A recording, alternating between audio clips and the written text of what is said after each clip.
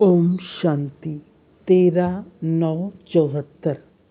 मुरब्बी बच्चे अपनी स्टेज को योग युक्त व युक्ति युक्त बनाओ। निर्बल को बलवान बनाने वाले, सर्व आत्माओं के संस्कार व स्वभाव को श्रेष्ठ बनाने वाले ज्ञान सागर बाबा बोले, आज विशेष रूप से बाप किन लोगों से मिलने आए हुए हैं। आज का ये संगठन कौन सा संगठन है। बाप दादा इस संगठन को देखते और हर्षित होते हुए सबको टाइटल देते हैं कि ये बाप दादा के मुरब्बी बच्चों का संगठन है। मुरब्बी बच्चे जो होते हैं वो बाप के साथ कदम उठाते हुए हर कार्य में सदा सहयोगी स्वतः ही बन जाते हैं। उन्हें बनना नहीं पड़ता और उन्हें बनने के लिए सोचना भी नहीं पड़ता। मुरब्बी बच्चा स्नेही होने के नाते सदा सहयोगी होता ही है। मुरब्बी बच्चों को ड्रामा अनुसार स्नेह का रिटर्न वरदान रूप में सहयोगी बनने का सहज ही प्राप्त होता रहता है। अगर ये वरदान स्वतः ही प्राप्त है तो समझो कि मैं मुरब्बी बच्चा हूँ। मुरब्बी बच्चे की स्टेज सदा योग युक्त और युक्ति युक्त होती है। मुरब्बी बच्चा अर्थात बाप के समान सर्व गुणों का स्वरूप, जो बाप के गुण हैं, उन गुणों को साकार करने वाला ही मुरब्बी बच्चा कहलाता है। ये ऐसा ही ग्रुप है और ये सर्विस के निमित्त बनी हुई जिम्मेवार आत्माएं हैं। ये तो सब कहेंगे कि सर्विस अर्थ निमित्त अर्थात बाप के गुणों को साकार करने के निमित्त, इसको ही सर्विस कहा जाता है। बाकी ज्ञान को वर्णन करना ये तो कॉमन बात है, ये विशेष सर्विस नहीं। सर्विस की विशेषता अर्थात बाप के सर्व गुणों का स्वरूप बनकर बाप का साक्षात्कार अपने स्वरूप द्वारा कराना। सुनना सुनाना ये तो द्वापर युग से चला आ रहा है, लेकिन आप विशेष आत्माओं की विशेषता किस बात में है। बाप समान बन सर्व को बाप का साक्षात्कार कराना अर्थात साक्षात्कार कराना, ये सिर्फ विशेष आत्माएं ही कर सकती हैं। ये और कोई आत्मा नहीं कर सकती, न भक्ति मार्ग वाले न ज्ञान मार्ग में आने वाले साधारण आत्माएं। मुरब्बी बच्चों का फर्ज भी विशेष यही है। साधारण आत्माओं और विशेष आत्माओं में कौन सी बात का अंतर होता है, कोई गुह्य अंतर सुनाओ। मुख्य अंतर ये है, विशेष आत्माओं के मुख से और उनके अनुभव से हर आत्मा का एक सेकंड में और अति सहज ही डायरेक्ट बाप से कनेक्शन जुट जाएगा। और जो साधारण आत्मा होगी वो बीच में दलाल जो बनते हैं, तो पहले दलाल में रुक कर फिर बाद में बाप से डायरेक्ट जुटेगा। साधारण आत्माओं के सर्विस के रिजल्ट में आने वाली आत्मा इतनी शक्तिशाली नहीं बनती जो सहज और बहुत जल्दी बाप से कनेक्शन जोड़ने के निमित्त बनेगी। लेकिन जिनके निमित्त बनती हैं उनको मुश्किल जरूर अनुभव होगा, मेहनत और मुश्किल समय लगेगा। क्या करें, कैसे करें, ये हो सकता है अथवा नहीं, उनके सामने ये क्वेश्चन आवेंगे।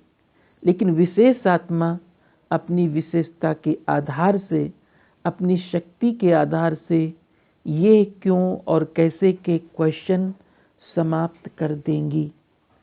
वे मुश्किल और मेहनत का अनुभव नहीं करने देंगी। आने से ही हर एक अनुभव करेंगे कि ये तो मेरा गंवाया हुआ परिवार या भूला हुआ बाप मुझे फिर से मिल गया है।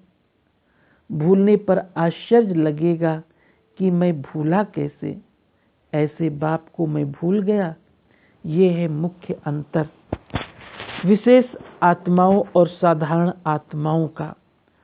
साधारण आत्माएं प्रयत्न करती हैं कि बाप से डायरेक्ट कनेक्शन जुट जावे, लेकिन आजकल की निर्बल आत्माओं को सिर्फ अपना बल नहीं चाहिए, क्योंकि वे सिर्फ ज्ञान और योग के आधार से नहीं चल पाते हैं, बल्कि उन्हों को निमित्त बनी हुई आत्माओं की शक्ति का सहयोग चाहिए, जिससे वो जंप दे सके। दिन प्रतिदिन आपके पास जो आत्माएं आएंगी वो अति निर्बल स्टेज वाली ही आएंगी। जैसे पहले ग्रुप में आप लोग निकले तो पहले ग्रुप की शक्ति हिम्मत और दूसरे ग्रुप की शक्ति और हिम्मत और तीसरे ग्रुप की शक्ति और हिम्मत में अंतर दिखाई देता है ना। ऐसे ही फिर नई नई आत्माएं जो अब निकल रही हैं उनकी शक्ति और हिम्मत में भी अंतर दिखाई देता है, तन से भी और मन से भी। हर ग्रुप में अंतर दिखाई देता जाता है। ये तो सबका अनुभव है ना। हिसाब से सोचो कि अब तक जो लास्ट की आत्माएं आवेंगी वो क्या होंगी, अति निर्बल होंगी ना। तो ऐसी निर्बल आत्माओं को सिर्फ ज्ञान दे दिया, उन्हें कोर्स करा दिया, वह योग में बिठा दिया, वह इससे आगे नहीं बढ़ेगी, वे इससे आगे नहीं बढ़ेगी। अब तो निमित्त बनी हुई आत्माओं को अपनी प्राप्त की हुई शक्तियों के आधार से ही निर्बल आत्माओं को सहयोग देते हुए आगे बढ़ाना पड़ेगा। इसके लिए अभी से ही अपने में सर्व शक्तियों का स्टॉक जमा करो। जैसे स्थूल भोजन का लंगर लगता है ना, ऐसे ही आपके पास शक्ति लेने का दृश्य बहुत जल्दी सामने आएगा और आप लोगों को भी शक्ति देने का लंगर लगाना पड़ेगा। उसके लिए आपको अपने में पहले से ही स्टॉक जमा करना पड़ेगा। जो गायन है द्रौपदी के देंगड़े का, द्रौपदियाँ तो आप सब हो ना, द्रौपदी अर्थात यज्ञ माता का देगड़ा दोनों बातों में प्रसिद्ध है। एक तो स्थूल साधनों की कोई कमी नहीं और दूसरे सर्व शक्तियों की कोई कमी नहीं। सर्व शक्तियों से संपन्न देगड़ा कब खाली नहीं होता। भल कितने भी आ जाएं, कितना बड़ा लंगर लग जावे, कोई भूखा नहीं जा सकता। आगे चलकर जब प्रकृति के प्रकोप होंगे और आपदाएं आएंगी, उन सब का पेट भरने के लिए कौन सी चीज काम आएगा? उस समय सबके अंदर कौन सी भूख होगी, अन्न की कमी या धन की? तब तो शांति और सुख की भूख होगी, क्योंकि प्राकृतिक आपदाओं के कारण धन होते हुए भी धन काम में नहीं आएगा। साधन होते हुए भी साधनों द्वारा प्राप्ति नहीं हो सकेगी। जब सब स्थूल साधनों से व स्थूल धन से प्राप्ति की कोई आस नहीं रहेगी, तब उस समय सबका संकल्प क्या होगा कि कोई शक्ति देवे जो कि इन आपदाओं से पार हो सके और कोई हमें शांति देवे। तो ऐसे ऐसे लंगर बहुत लगने वाले हैं। उस समय पानी की एक बूंद भी कहीं दिखाई नहीं देगी। अनाज भी प्राकृतिक आपदाओं के कारण खाने योग्य नहीं होगा। तो फिर उस समय आप लोग क्या करेंगे? जब ऐसी परीक्षाएं आपके सामने आए, उस समय आप क्या करेंगे? क्या ऐसी परीक्षाओं को सहन करने की इतनी हिम्मत है? क्या उस समय योग लगेगा या कि प्यास लगेगी? अगर कुएं भी सूख जाएंगे फिर क्या करेंगे? जब ये विशेष आत्माओं का ग्रुप है तो उनका पुरुषार्थ भी विशेष होना चाहिए ना। क्या इतनी सहन शक्ति है? ये क्यों नहीं समझते? जैसा कि गायन है कि चारों ओर आग लगी हुई थी लेकिन भट्ठी में पड़े हुए पुंगरे ऐसे ही सेफ रहे जो कि उनको सेक तक नहीं आई। आप इस निश्चय से क्यों नहीं कहते, अगर योग युक्त हैं तो भल नजदीक वाले स्थान पर नुकसान भी होगा, पानी आ जाएगा, लेकिन बाप द्वारा जो निमित्त बने हुए स्थान हैं वो सेफ रह जाएंगे। यदि अपनी गफलत नहीं है तो अगर अभी तक कहीं भी नुकसान हुआ है तो वो अपनी बुद्धि की जजमेंट की कमजोरी के कारण। लेकिन अगर महारथी विशाल बुद्धि वाले और सर्व शक्तियों के वरदान प्राप्त करने वाले किसी भी स्थान में रहते हैं तो वहां सूली से कांटा बन जाता है, अर्थात वे सेफ रह जाते हैं। कैसा भी समय हो, यदि शक्तियों का स्टॉक जमा होगा तो शक्तियां आपकी प्रकृति को दासी जरूर बनावेंगी, अर्थात साधन स्वतः जरूर प्राप्त होंगे।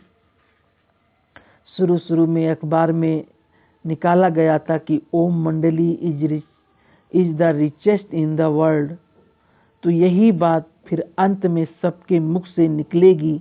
लेकिन ये अटेंशन जरूर रखना कि अगर किसी भी शक्ति की कमी होगी तो कहीं न कहीं धोखा खाने का भी अनुभव होगा। इसलिए पुरुषार्थ अभी इन महीन बातों पर ही करना चाहिए। किसी को दुख तो नहीं दिया, हैंडलिंग करना वो आया अथवा नहीं, ये तो सब छोटी छोटी बातें हैं। मुरब्बी बच्चों का पुरुषार्थ अभी तक इन बातों का नहीं होना चाहिए। अभी का पुरुषार्थ सर्व शक्तियों के स्टॉक के भरने का होना चाहिए। मुरब्बी बच्चों के रोज के चार्ट की चेकिंग ये नहीं होनी चाहिए कि किसी पर क्रोध नहीं किया या कोई असंतुष्ट तो नहीं हुए। ऐसी छोटी मोटी बातें चेक करना ये तो घोड़े सवार व प्यादों का काम है। मुरब्बी बच्चों का पुरुषार्थ अभी तक इन बातों का नहीं होना चाहिए।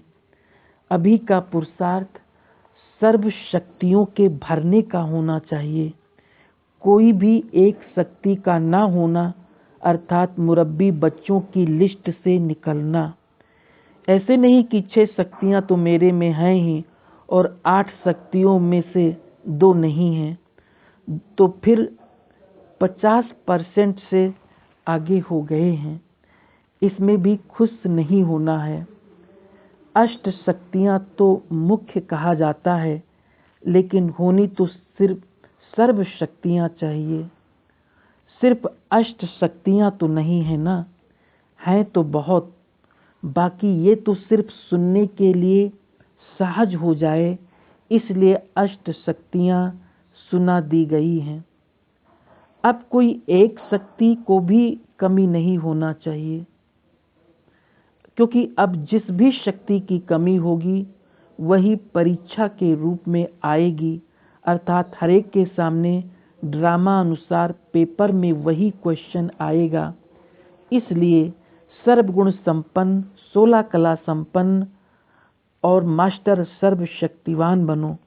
अगर एक शक्ति की भी कमी है तो फिर शक्तियां कहेंगे ना कि सर्व शक्तियां। मुरब्बी बच्चे अर्थात मास्टर सर्वशक्तिवान, मुरब्बी बच्चा अर्थात मर्यादा पुरुषोत्तम। जो है ही मर्यादा पुरुषोत्तम, उसका संकल्प भी मर्यादा के विपरीत नहीं चल सकता। जब आप लोगों की चलन को मर्यादा व ईश्वरीय नियम समझकर चलते हैं तो आप लोग भी मर्यादा पुरुषोत्तम हुए ना। बाप दादा ने इस संगठन की रूपरेखा भी सुनी और देखी भी। बहुत अच्छा देखा और बहुत अच्छा सुना। हरेक ने अपना घाट तो बहुत अच्छा तैयार किया है। जब जेवर बनते हैं तो पहले सोने का घाट तैयार करते हैं, फिर उसमें हीरे जवाहरात जुड़ते हैं। तो जेवर तो बहुत अच्छे अच्छे ज्वेलर्स ने तैयार किए, डिजाइन भी बहुत अच्छे बनाए, लेकिन उनमें जो रत्न जड़ने हैं वो अभी तक नहीं जड़े। वो जड़ित तब होंगे जब प्लान को प्रैक्टिकल में लावेंगे। जेवर अच्छे तैयार किए हैं, अर्थात प्लान अच्छे बनाए हैं। अब ये देखना है कि हर एक कितने अमूल्य हीरों से अपने को अर्थात जेवरों को श्रेष्ठ बनाते हैं। अभी वो रिजल्ट देखेंगे। नॉलेजफुल तो बने हो, लेकिन समय के अनुरूप अब आवश्यकता है पावरफुल बनने की। नॉलेजफुल के तो जेवर तैयार किए हैं और अब पावरफुल के नग तैयार करके लगाने बाकी हैं। घेराव अच्छा डाला है, एक दो के हाथ में हाथ मिलाया है, तब तो घेराव हुआ ना। अभी आगे क्या करना है? यदि कभी भी हाथ मिलाने वाला हाथ कमजोर हो जाए, वह थक जाए, तो भी उसको कमजोर बनने नहीं देना। वह ऐसे थके हुए हाथ को भी अथक बनाता, तभी सफलता होगी। इस संगठन की सफलता सिर्फ स्वयं को बनाने में नहीं, अपितु संगठन को मजबूत करना, सर्व साथियों को उमंग व उत्साह में लाना, ये है इस संगठन की सफलता। जब दूसरे की कमी को अपनी कमी समझेंगे, तभी संगठन को सफल बना सकेंगे। एक की कमी को, थकावट व कमजोरी को देखते हुए स्वयं को ऐसे के संग के लहर में नहीं लाना। फलानी ऐसी करती है तो फिर मैं भी कर लूं, फलानी ने किया यदि मैंने भी किया तो क्या हुआ, ये संकल्प स्वप्न तक भी नहीं आने देना। तब समझो कि सफलता है। मधुबन निवासी भी लकी हैं। मधुबन निवासियों का रिजल्ट उमंग, उत्साह और अथकपन में अच्छी है। बाकी आगे के लिए और भी माया प्रूफ बनो। जैसे वाटर प्रूफ होता है ना, ऐसे ही मधुबन निवासियों को माया प्रूफ बनना है, समझा? ऐसे स्वयं को और सर्व आत्माओं को शक्तिशाली बनाने वाले, निर्बल को बलवान बनाने वाले, संगठन में दूसरे की कमी को स्वयं की कमी समझकर मिटाने वाले, सर्व शक्तियों के भंडार मास्टर सर्वशक्तिवान, सदा स्वयं से और सर्व से संतुष्ट रहने वाली संतुष्ट मणियां, बाप दादा और सर्व के दिल पर विजय प्राप्त करने वाले, अर्थात सर्व आत्माओं के संस्कार और स्वभाव को बाप समान बनाने वाले, ऐसे विजयी रत्नों को बाप दादा का याद, प्यार और गुड नाइट और नमस्ते। मुरली का सार। मुरब्बी बच्चे स्नेही होने के नाते बाप के हर कार्य में सहयोगी और बाप के सर्व गुणों व शक्तियों को साकार करने वाले होते हैं। ऐसे बच्चों की स्टेज सदा योग युक्त और युक्ति युक्त होती है। दूसरा, अब तो निमित्त बनी हुई विशेष आत्माओं को अपनी प्राप्त की हुई शक्तियों के आधार से निर्बल आत्माओं को सहयोग देते हुए ही आगे बढ़ना पड़ेगा। इसके लिए अभी से ही अपने में सर्व शक्तियों का स्टॉक जमा करो। तीसरा, अगर महारथी विशाल बुद्धि वाले और सर्व शक्तियों का वरदान प्राप्त करने वाले किसी भी स्थान में रहते हैं तो उनके लिए सूली से कांटा बन जाता है, अर्थात विपत्ति व परीक्षाओं के समय वे सुरक्षित रहते हैं। चौथा, जब दूसरे की कमी को अपनी कमी समझेंगे तभी संगठन को मजबूत व सफल बना सकेंगे। ओम शांति।